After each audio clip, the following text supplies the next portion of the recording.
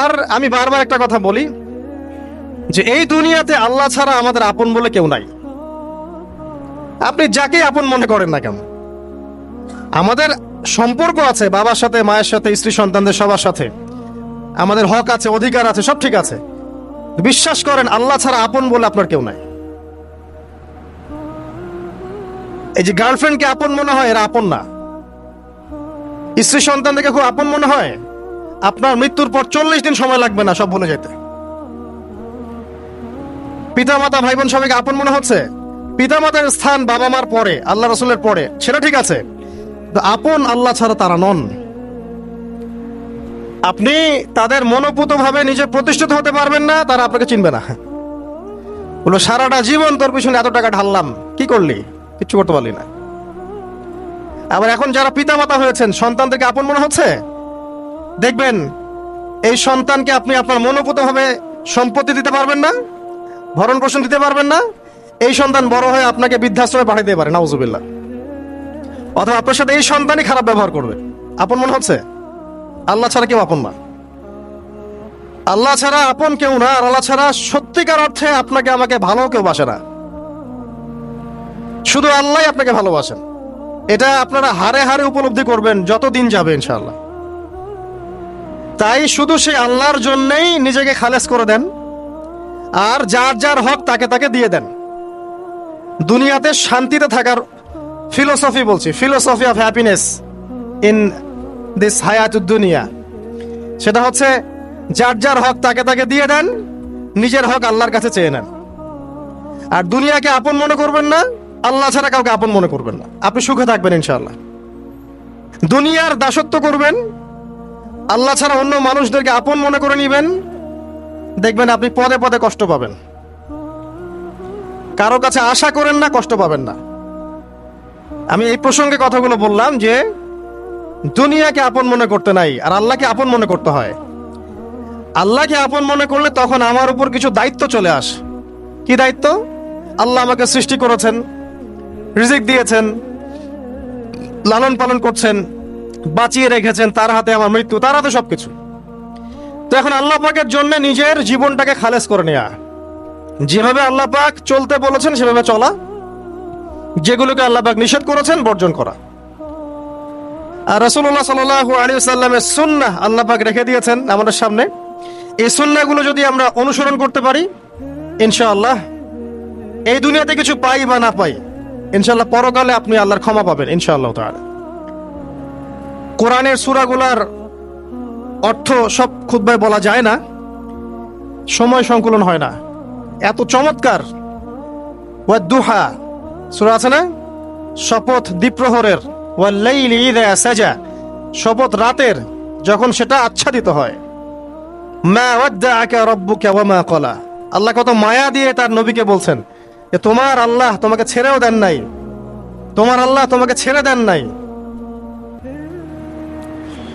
ওয়ালা সাউফা ইউতিকা রাব্বুকা ফাতারদা, শীঘ্রই তোমার রব তোমাকে দান করবেন এবং তুমি সন্তুষ্ট হয়ে যাবে। দুনিয়াতে চলতে গেলে দুঃখ কষ্ট হয় না? যারা ঈমান নিয়ে চলে ওদের দুঃখ কষ্ট বেশি হয়।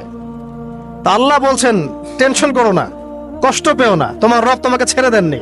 ওয়ালা সাউফা ইউতিকা রাব্বুকা ফাতারদা, তোমার রব তোমাকে শীঘ্রই দান করবেন আর তুমি সন্তুষ্ট হয়ে যাবে। আলাম ইয়াজিদকা ইয়াতীমান ফাআওয়া, আল্লাহ বলছেন আল্লাহ কি তোমাকে ইয়তীম রূপে পাননি? এরপর আল্লাহ কি তোমাকে প্রতিপালন করে বড় করেননি? ওয়া ওয়াজাদাকা দাল্লান ফাহাদা, আল্লাহ কি তোমাকে পথভ্রষ্ট পান নাই? তোমাকে আল্লাহ পাক হেদায়েত দেন নাই? তো আল্লাহ যে এগুলো করেছেন সে আল্লাহ তোমাকে পরকালে ইনশাআল্লাহ ভালো রাখবেন।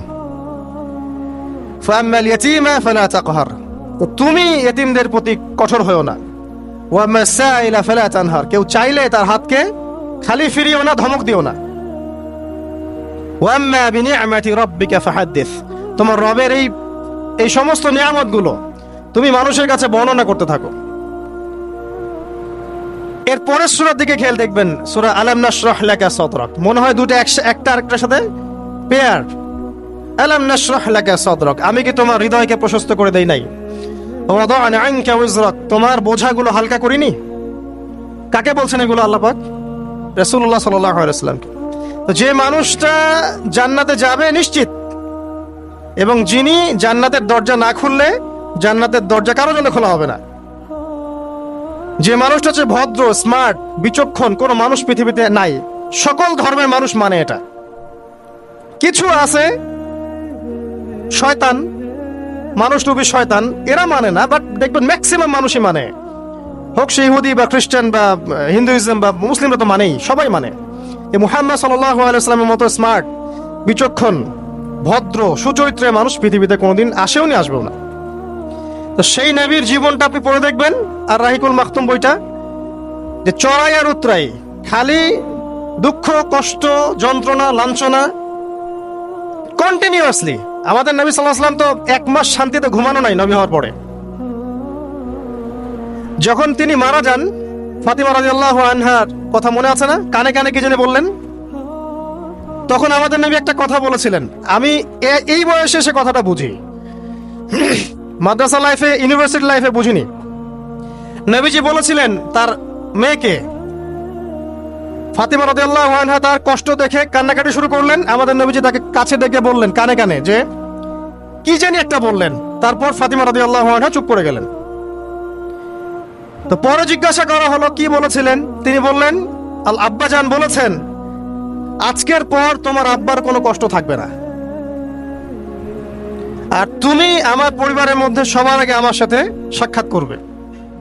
এই যে আজকের পর আমার আব্বার আর কোনো কষ্ট থাকবে না, এর মানে বোঝেন, মানে সারাটা নববী জীবন কত যে কষ্ট নবী সাল্লাল্লাহু আলাইহি ওয়াসাল্লামকে সহ্য করতে হয়েছে। আজকে জান্নাতে যাওয়ার দিন, আজকে আর তোমার আব্বার কোনো কষ্ট থাকবে না। এই মানুষটার যদি এই অবস্থা হয়, তাহলে আমরা কি? আল্লাহ পাক সেই মানুষটাকে এই সূরা দুটো শোনাচ্ছেন, আমি কি তোমাকে এতিম পাই নাই, তোমাকে পথভ্রষ্ট পাই নাই, হেদায়েত দেই নাই, ভরণ পোষণ করিনি, আমি আল্লাহ তোমাকে ছেড়ে দেই নাই, শীঘ্রই তোমাকে দান করব, হ্যাঁ, তোমার বোঝাকে আমি হালকা করিনি। ফাইন্না মাআল উসরি ইউসরা, ইন্না মাআল ইউসরি ইউসরা। কষ্টের সাথেই স্বস্তি আছে, নিশ্চয়ই কষ্টের সাথেই স্বস্তি আছে। ফাইদা ফারাগতা ফানসাব ওয়া ইলা রাব্বিকা ফারগাব। যখন তুমি অবসর পাবে তখন তোমার রবের দিকে একনিষ্ঠ হও। এটাই বলতে যাচ্ছি আমি আপনাদেরকে, যে আমাদের উচিত শুধু আল্লাহর দিকে একনিষ্ঠ হওয়া, দুনিয়াকে ভালো না বাসা, কিচ্ছু না দুনিয়াটা। আমার চেয়ে ভালো আপনারা এটা জানেন না, কিচ্ছু না দুনিয়াটা, মানে মুহূর্তে ডিজাস্টার হয়ে যেতে পারে। আর যাদেরকে নিয়ে এই দুনিয়া, আমাদের মা বাবা, ভাই বোন, আত্মীয় স্বজন, স্ত্রী সন্তান, এরা সবাই যে যার হক চাচ্ছে, তাদের হক দিয়ে দেন, আপনি খুব ভালো। দিতে পারবেন না, আপনি ভালো না। সারাটা জীবন করতে থাকেন, দেখবেন একদিন দিতে পারেন নাই, সে আপনাকে চিনবে না। নবী সাল্লাল্লাহু আলাইহি ওয়াসাল্লাম বলেন এই কথাগুলো, জাহান্নামে যাওয়ার কারণ এগুলো উল্লেখ করেন নাই। কিসের আত্মীয় আর কিসের আপনজন আর কিসের অফিসের বস আর কিসের কি, সবাই সবার স্বার্থ নিয়ে পড়ে আছে। শুধু একজন সত্তা আপনার কাছে স্বার্থ চায় না, সে কে? আল্লাহ পাক। এটা যদি বুঝতে পারেন তাহলে দেখবেন মনটা আল্লাহর দিকে নরম হয়ে যাবে। আর মুসলিমদের এখন এই মানসিক আত্মশুদ্ধিটা বেশি দরকার। আমরা কেন যেন অস্থির জাতি হয়ে গেছি এখন, একটা মানসিকভাবে শান্তি নেই আমাদের মধ্যে। খেয়াল করে দেখবেন সারা দিন দুশ্চিন্তা, দুর্ভাবনা, পেরেশানি। নামাজে আসি তাও মনে হয় যত তাড়াতাড়ি নামাজ শেষ করতে পারলে বাঁচ। 5 মিনিট 4 রাকাত নামাজ, আর ইমাম যদি ভুলে 10 মিনিট পড়ায় তো চাকরি নট। খতিব খুতবা দিবে 30 মিনিট ঘড়ি ধরে বলে দিবে, ভুলে যদি 10 মিনিট বেশি দিয়ে ফেলছে, আজকে আসছেন ভালো কথা, হাদিয়া নিয়ে যান, পরের দিন আর আসেন না। অস্থির। অস্থিরতার কারণ দুনিয়ামুখিতা, আল্লাহ থেকে দূরে থাকা। অস্থিরতার কারণ কোরআন থেকে দূরে থাকা। অস্থিরতার কারণ নিয়মিত সুন্নাহর উপর আমল না করা, ডেইলি জিকির আজগার গুলো না করা, ডেইলি কোরআন তেলাওয়াত না করা, হাদিস অনুবাদ সহ না পড়া, দিনের জ্ঞান চর্চা না করা, দিনী হালাকাগুলোর মধ্যে না বসা। অস্থিরতার অনেক কারণ, টাকা পয়সার পিছনে ছোটা, বাড়ি গাড়ি স্ট্যাটাসের পিছনে ছোটা, এবং এই লোভ, এই লালসা আপনাকে স্থির থাকতে দিবে না। অস্থিরতার কারণ এই যে আমরা বলি মেটেরিয়ালিজম, আমরা বলি বস্তুবাদিতা, এগুলো অস্থিরতার কারণ। এগুলো কখনো আপনাকে স্বস্তি দিবে না। আপনি যত দৌড়াবেন দুনিয়ার পেছনে, দুনিয়া আপনার থেকে তত পালাতে থাকবে। আর আল্লাহ পাক বলেছেন, হে আদম সন্তান, আমার ইবাদতের জন্য সময় বের করো, আমি তোমাকে দুইটা জিনিস দিব। এক নাম্বার, তোমার হাতকে আমি সচ্ছলতা দিয়ে ভরে দিব, আর দুই নাম্বার, তোমার সমস্ত অভাব আমি দূর করে দিব। যে ব্যক্তি আল্লাহর জন্য সময় দেয়, আল্লাহর জন্য বাঁচে, আল্লাহর জন্য মরে, সব কাজ আল্লাহর সন্তুষ্টির জন্য করে, দেখবেন ও মনের মধ্যে শান্তি আছে। হয়তোবা তার 5 তলা 10 তলা বাড়ি নাই, BMW নাই, সুজুকি জিক্সার নাই, তারপরে দেখবেন সে অনেক শান্তিতে আছে, কারণ তার মনের মধ্যে একটা প্রশান্তি কাজ করে। আর যে ব্যক্তির মধ্যে দেখবেন আল্লাহর কনসিয়াসনেস নাই, ইবাদত নাই, কোরআন সুন্নাহ এগুলো কিচ্ছু নাই, দুনিয়ার সব আছে, দেখবেন ব্যাংক ব্যালেন্স, টাকা পয়সা, মনে শান্তি নাই। এই মনের শান্তিটাকে উসমান রাদিয়াল্লাহু আনহু বলতেন যে আল গিনা, মানে ধনাঢ্য, ধনী বলি না আমরা, এটাই হচ্ছে ধন, কিছু না।